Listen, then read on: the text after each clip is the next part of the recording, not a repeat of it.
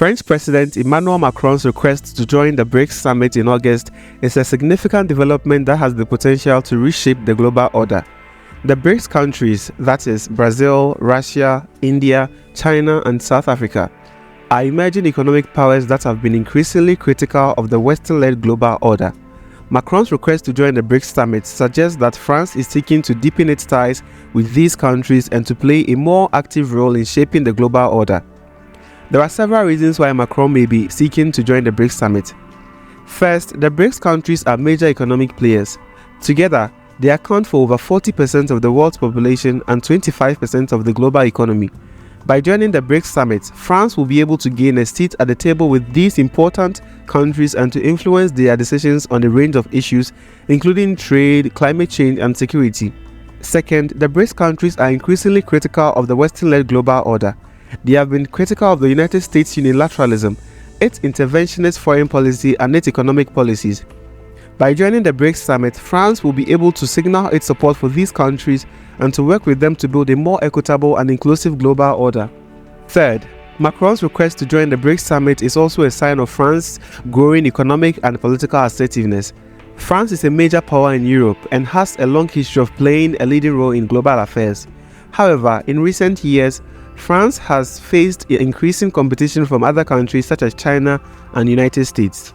By joining the BRICS summit, France is signaling its intention to remain a major player on the global stage.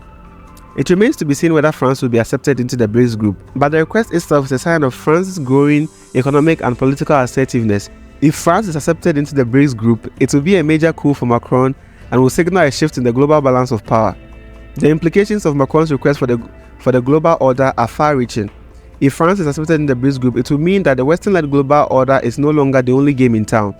The BRICS countries are increasingly powerful and influential, and their growing cooperation could pose a challenge to the dominance of the United States and its allies. This could lead to a more multipolar global order with a greater diversity of voices and interests.